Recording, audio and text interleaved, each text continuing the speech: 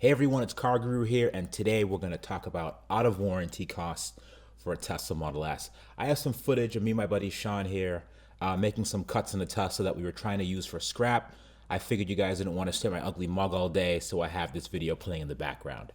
Now, I want to bring this topic up because it's a topic of discussion that comes up very frequently. It's something that's rarely factored into the overall cost of owning a Tesla because the cars that have been sold so far still have the 8-year battery and motor warranty. So 8 years have not passed yet since the first Model S in 2012 have been built. However, those cars will be coming out of warranty soon. And this is especially important for two reasons. One, Teslas are getting cheaper, and in a short order of time, the older Model S's can be had for the mid to upper 20s, which makes it easily accessible for the masses. And what I wanted to do was I wanted to let everyone know how much they could expect to pay for repairs when the cars are out of warranty. And number two, the base of this video, this channel, I should say so far, is I have an out of warranty Tesla and Tesla will not service it. So this channel is loosely based on how to work on and service your own Tesla, as well as other various shenanigans and tasteless humor. Dina, a subscriber from Louisiana, is the one that prompted me to make this video. She purchased a CPO Tesla about 1.5 years ago, and she said it's been pretty good so far. She's had 3 door handles replaced, the computer screen, the drive unit were all replaced and covered under warranty. However, she's wondering how much these seemingly minor things would cost out of warranty.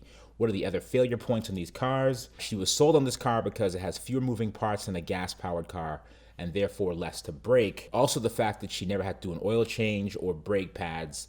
Those are the things that helped her buy the car in the first place.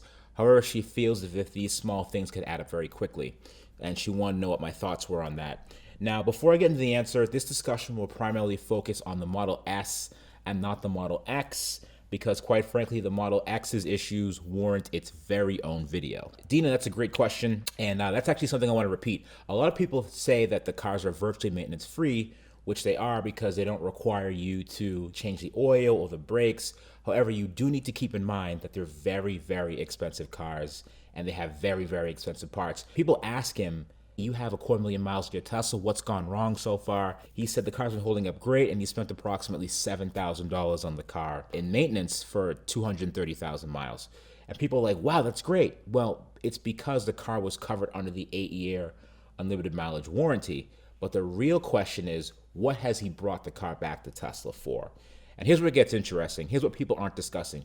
In 230,000 miles, he went through 3 drive units, or 3 of the actual motors that drive the car in the first place, 2 battery packs, 1 media control unit, the car's main computer, 1 charge port door, and 1 charger. Not bad, those things were under warranty. Here's what wasn't under warranty. There's 9 door handles he replaced, which makes sense as people are constantly getting in and out of the car. 4 shocks to replace, both rear axles, windshield wiper linkage, rear tail lights due to condensation, and 4 rotors. Now, the saddest part about this whole thing is that the 3rd drive unit started making a grinding noise. And even though these issues can be fixed by a good transmission shop, Tesla isn't willing to crack open these drive units at your local Tesla service center, and the whole unit was replaced. And it was not covered under warranty because Tesla found out his car was being used for commercial purposes. So his total cost of replacement out of pocket was $6,000. Yes, that adds up to a grand total of $24,000. This car has had $24,000 in motors replaced on this single vehicle. Now, here's the thing that frustrates him. It's not that he was denied any further service or warranty from Tesla, because it says in the fine print, it says, hey, if you want the warranty, you can't use the car for commercial purposes. However, what does frustrate him is that there's another Tesla taxi company that Tesla still services, maintains, and is covered under Tesla's warranty. His thought is, since that other Tesla is better known, Tesla rolls out the red carpet for it because it's good PR for the company.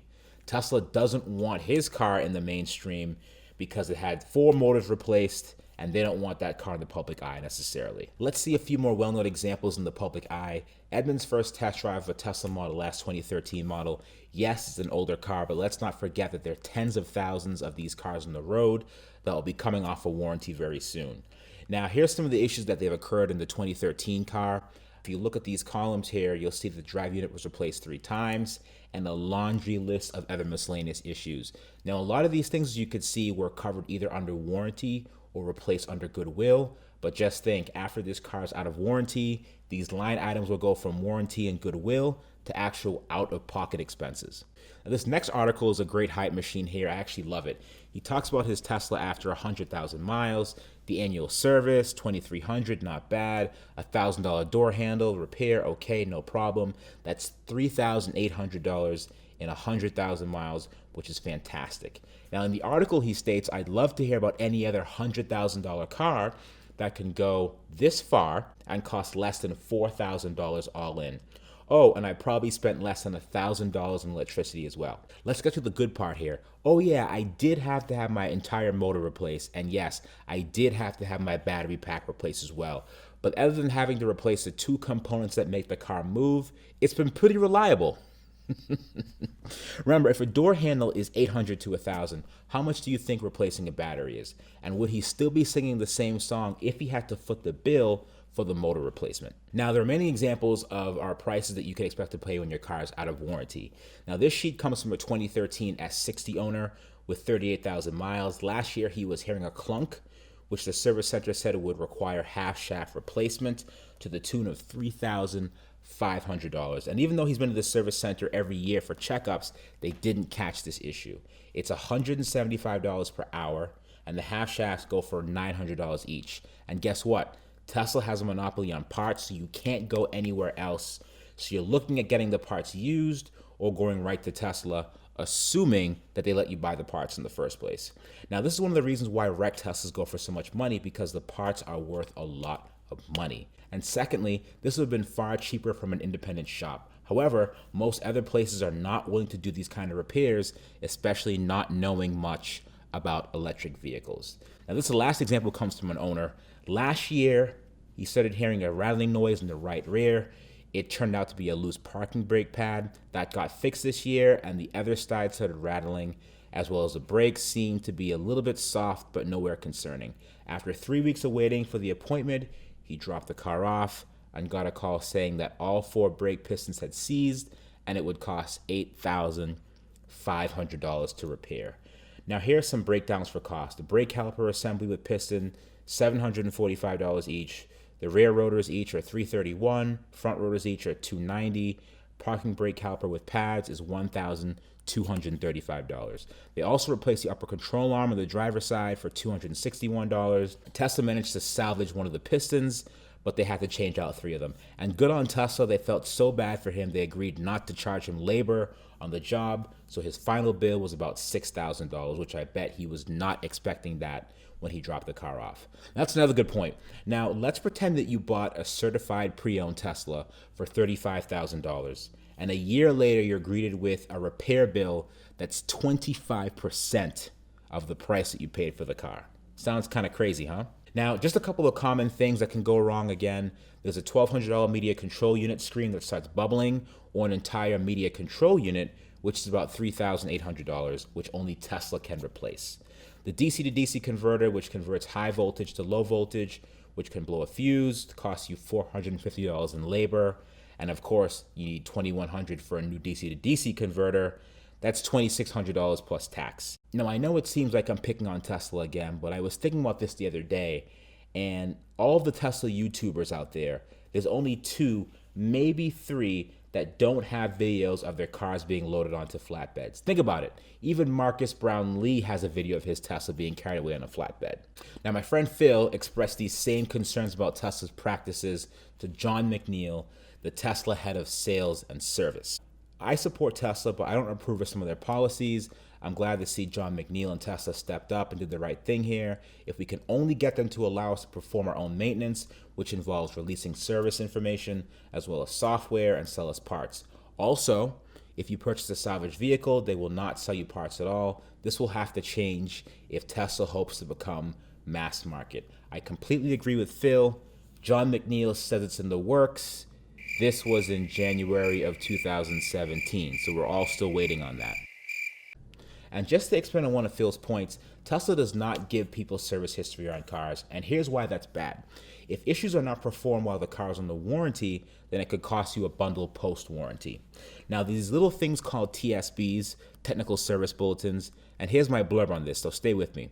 They're information bulletins to fix specific issues and problems someone's having with the car, either by replacing a part with a better one or doing some form of service. Now, they always fall under a specific warranty, like powertrain, for example. So the coverage will be for that warranty, unless it's a situation where a warranty is extended on a component, and in that case, it may be covered for a longer period of time.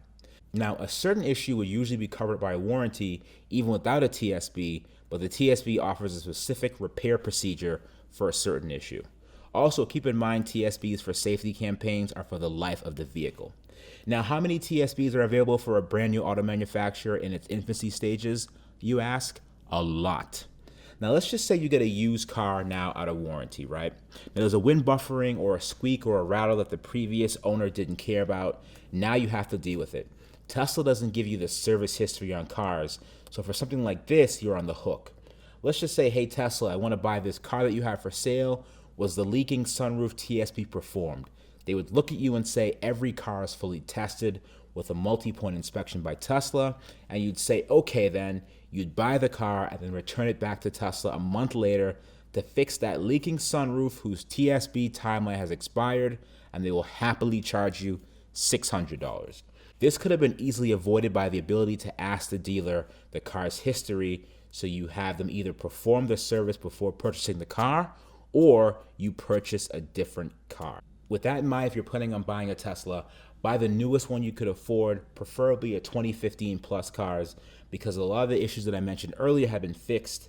However, not all of them, but the cars have been through a few revisions now and they're slowly getting better. Okay guys, I've rambled on enough.